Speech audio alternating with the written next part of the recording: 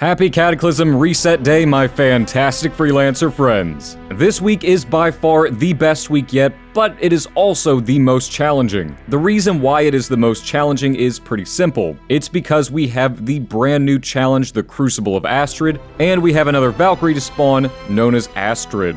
But aside from that, yes, we do have 9 new glorious weapons that are in the weapons war chest, and yes, we will be doing a video on each and every last one of them at some point today.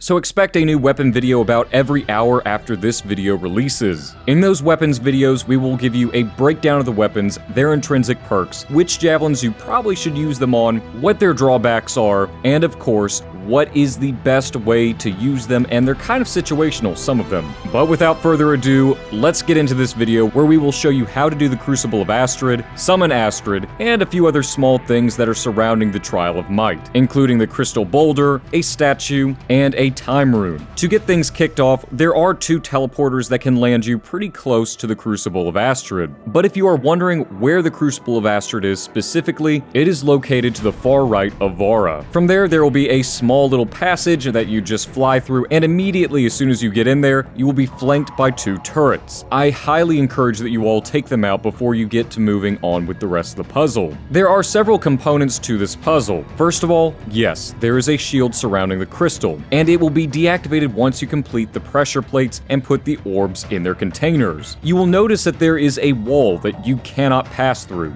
and at the very top of the back of the Crucible of Astrid, there are also 4 echoes there that are guarded by a tangible field, but if you pass through it, if it's not down, of course you will lose your orbs. Very similar to Kaj's Forge. What you will need to do is pull the echo from the housing that protects the gate, or the force field, whatever you want to call it. Pulling it, as you will notice, takes down that force field, but also puts another one up in the back, and creates that tangible field that if you cross through, you lose all your stuff. From there, what you will do is you will take that orb that manages the gate and put it inside of the gate that manages the beam. Once the beam is activated, that tangible field will go down and you can go and claim the 4 orbs. Now, typically what I recommend you doing is if you do split off from the rest of your group to go do this, you bring 2 people along with you. Though 3 is preferable. 1 person to manage the gate, another person to carry 3 orbs, and another person to carry 1 orb. Collect all the orbs and fly back down and have someone manage the gate for you. What you will do is make sure you have all the orbs in hand and get through the first gate before the gatekeeper puts the orb back in, which will trigger the gate to close behind you, but it'll also open you up into this large chamber room. From there, what you will do is you will enter this large chamber room and put the echoes in. However, you will notice that we did something wrong. Unless you have 3 people that go in with you, you will need to go and pick up the pressure triangles. Thankfully, there is a teleporter in the back of the room that you can take, which will bring you back out. Though sometimes it is faster and more efficient just to have the gatekeeper manage the door for you. From there, what you will do is you will go back out, and there are 2 pressure relics located in the Crucible of Astrid. The first one is located on what I like to call the beach or the slope, and the second one is located relatively near the actual platform. Pick those up, go back through, and place them down. You will notice though that it'll only take up 2 of the 4 plates. Well, if you have a javelin like the Interceptor or the Storm, or even the Ranger, you can dash to the other platform and activate the laser beam. Once the laser beam is activated, all the force fields will go down, and it will shoot the beam to activate the next part of the Cataclysm puzzle. What you will need to do is fly up to this small platform, activate the console. This console is kind of like the Diana's Landing consoles, and it will take down the force field around the crystal. Now, do not destroy the crystal immediately as a pro tip. I know all of you leave this comment on all the videos, and I typically leave this part out of the videos to, you know, let you all figure that out for yourselves, but I guess I will just flat out tell you guys, do not blow up the crystal until you defeat Astrid.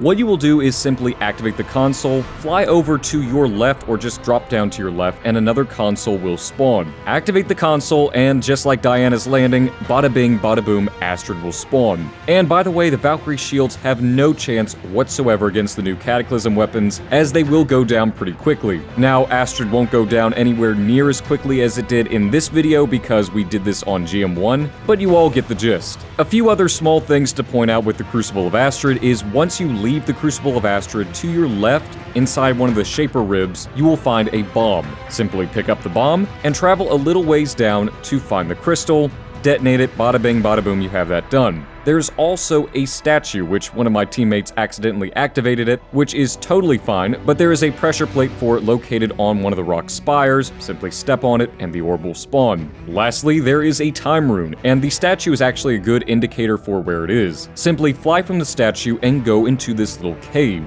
Now you're going to kind of need to get a running hover start, because for whatever reason, there is a rip stream right above where the time rune is, so kind of get a ways away, but hover kind of close to it to activate it. And there you have it, freelancers. Everything you need to know about the Crucible of Astrid, how to summon Astrid, and a couple other little small goodies that you can get as well around the Crucible of Astrid. If this video helped you out, please be sure to leave a like and subscribe, as it really does help me out and allows me to reach more freelancers just like you. Also, hit that notification bell, as we will be covering 9 other videos today, hopefully, on each of the individual weapons, and of course stay up to date on all things about your game, Anthem. Also, a very quick shout out to my Cataclysm team who helped me record this video and, were very patient while I had to do the content creator, hey, hold on, don't do that, let me show them how to do it type thing. So a big thank you to Ashra, Marcus, and Orion. Thank you guys so much for helping with this video. Also, a very big and monumental thank you, as